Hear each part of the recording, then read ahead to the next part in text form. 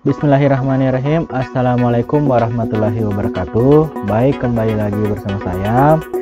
Kali ini kita masih melanjutkan materi sebelumnya, yaitu mengenai penjernih air dari bahan alami. Oke, untuk hari ini ada dua yang akan kita bahas, yaitu mengenai teknik penyaringan dan teknik penerapan. Oke, langsung saja. Yang pertama yaitu teknik penyaringan, berarti pengolahan air dengan cara disaring ya. Oke, ada beberapa cara sederhana ya untuk menyaring air. Yang pertama yaitu saringan kain katun, berarti dia menggunakan kain katun ya. Nah, ini merupakan teknik yang paling sederhana atau paling mudah. Air keruh disaring dengan menggunakan kain katun yang bersih ya. Ini ya yang menggunakan kain katun. Kemudian yang kedua yaitu teknik saringan kapas. Nah, berarti dia ini menggunakan kapas ya. Ini teknik ini dapat memberikan hasil yang lebih baik ya dari teknik saringan katun. Nah, seperti halnya saringan kain katun, penyaringan dengan kapas juga dapat membersihkan air dari kotoran dan organisme kecil yang ada di dalam air keruh. Hasil saringan yang tergantung pada ketebalan dan kenapatan kapas yang digunakan. Ya, contohnya bahan utamanya menggunakan kapas. Ini sama tekniknya dengan saringan katun. Kemudian ketiga yaitu aerasi. Aerasi ini sering sekali digunakan ya. Kadang kalau di akuarium aerasi pun tidak sering digunakan. Ini terkadang untuk menambah oksigen ya. Ini menggunakan oksigen ke dalam air ya. Nah, itu diisikan oksigen. Nah, kegunaannya itu untuk menghilangkan zat-zat seperti karbon dioksida ataupun hidrogen sulfida dan metana yang biasanya mempengaruhi rasa dan bau di dalam air ya, itu sehingga dapat berkurang ataupun dihilangkan ya. Nah, selain zat-zat partikel itu, bisa juga mengurangi mineral-mineral yang terlarut di dalam air, seperti besi dan mangan. Nah, ini akan teroksidasi secara cepat dan akan membentuk lapisan endapan yang nantinya dapat dihilangkan oleh proses sedimentasi atau filtrasi. Itu ya kegunaan dari aerasi. Kemudian selanjutnya itu menggunakan saringan pasir lambat atau biasa disebut SPL. Nah, saringan pasir lambat merupakan saringan air yang dibuat dengan menggunakan lapisan pasir pada bagian atas dan kerikil pada bagian bawah. Air bersih didapatkan dengan jalan menyaring air baku melewati lapisan pasir terlebih dahulu, baru kemudian melewati lapisan kerikil ya, saringan pasir lambat. Kemudian kelima, saringan pasir cepat. Nah, saringan pasir cepat ini seperti halnya saringan pasir lambat ya, yang terdiri dari lapisan pasir pada bagian atas dan kerikil pada bagian bawahnya. Namun arah penyaringan air ini terbalik ya bila dibandingkan dengan saringan pasir lambat. Yakni ini berasal dari bawah ke atas. Nah, air bersih itu didapatkan dengan jalan menyaring air baku melewati lapisan kerikil terlebih dahulu sebelum melewati lapisan pasir. Kalau saringan pasir lambat itu melewati pasir terlebih dahulu ya, kemudian melewati kerikil.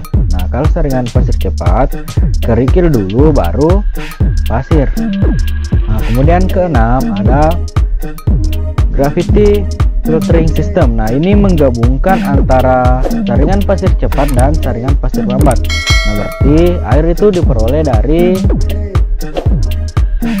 dua tahap ya, itu dengan menggunakan saringan pasir cepat. Nah, kemudian dilanjutkan dengan saringan pasir lambat. Itu berarti menggunakan dua kali penyaringan.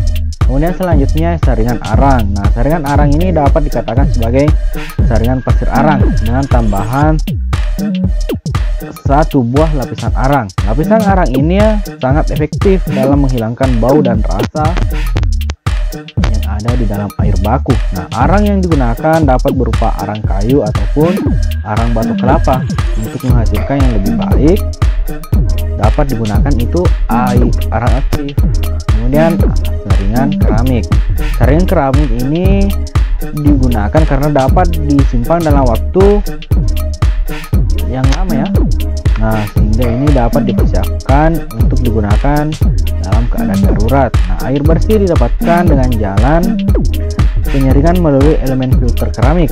Nah, beberapa filter keramik menggunakan campuran perak yang berfungsi sebagai desinfektan dan membunuh bakteri. Nah, ketika proses penyaringan, kotoran yang ada dalam air baku akan tertahan dan lama-kelamaan akan menumpuk dan menyumbat permukaan filter.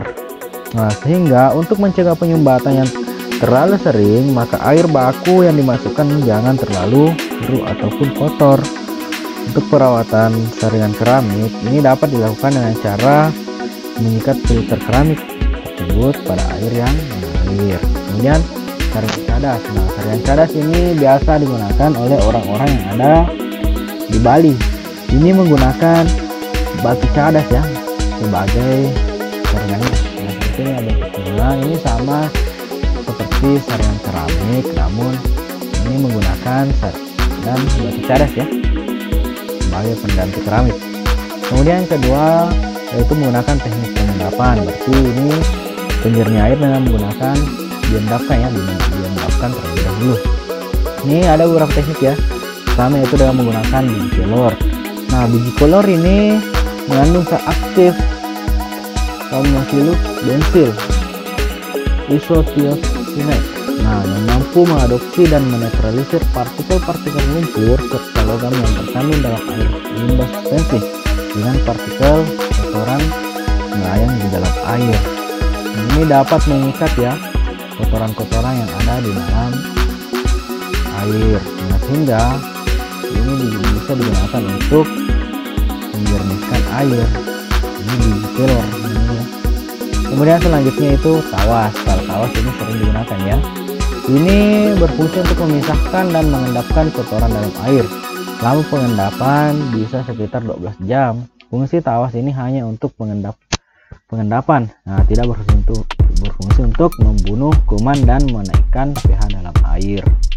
Kemudian kaporit. Kaporit ini juga sering digunakan. Ini berfungsi untuk memisahkan dan mengendapkan kotoran dalam air. Lama pengendapan itu sekira 12 jam. Kemudian keempat, kapur gamping. Nah, kalau kapur gamping, ini kapur ini sering juga digunakan. Ini berfungsi untuk pengendapan, tetapi membutuhkan waktu hingga 24 jam. Selain itu, kapur gamping itu berfungsi menaikkan pH air, tetapi tidak berfungsi untuk membunuh kuman, virus, dan bakteri. Kemudian terakhir, arang batok kelapa. Nah, bahan ini berfungsi untuk menghilangkan bau, rasa tidak enak dalam air, dan juga menjernihkan air. Ini arang ini bagus ya karena dia memiliki kandungan karbon. Ini dapat mengikat kotoran, bau, dan rasa tidak enak di dalam air. Oke, mungkin cukup ya untuk materi hari ini. Lebih dan kurangnya mohon dimaafkan. Sekian, wassalamualaikum warahmatullahi wabarakatuh.